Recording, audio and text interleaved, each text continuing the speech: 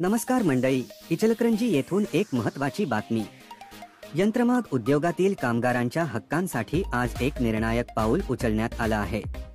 इचलकरंजीतील यंत्रमाग व्यवसायात काम करणाऱ्या कामगारांना योग्य मजुरी, बोनस आणि सुट्ट्यांचे पैसे मिळत नाहीत, अशी गंभीर परिस्थिती निर्माण झाली आहे।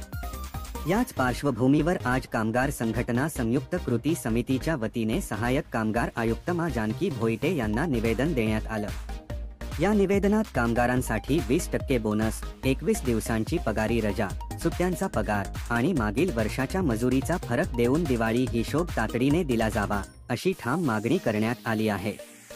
संघटनेचे म्हणणे आहे की इचलकरंजी आणि परिसरातील यंत्रमाग व्यवसायामध्ये काम करणाऱ्या कामगारांकडून 12 तासांचे काम घेतले जाते, पण किमान वेतन सुद्धा दिले जात नाही।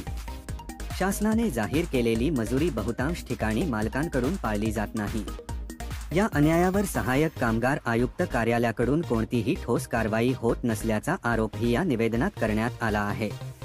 कामगार संघटनेने मागणी केली की दिवाळीपूर्वी सर्व कामगारांना त्यांचा हक्काचा बोनस, सुट्ट्यांचा पगार आणि मजुरी फरक मिळावा आणि या काळात येणाऱ्या तक्रारी दिवाळीपूर्वीच निकाली काढाव्यात।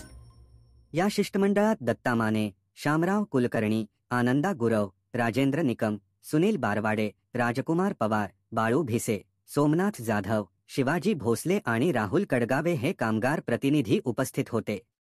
कामगारांच्या या मागण्या मान्य होऊन त्यांच्या कष्टाचं योग्य मूल्यमापन व्हावं आणि यंत्रमाग उद्योगात न्याय आणि समता प्रस्थापित व्हावी, अशीच कामगारांच्या मनातील अपेक्षा आहे।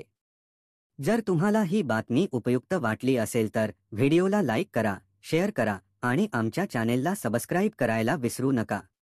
धन्यवाद।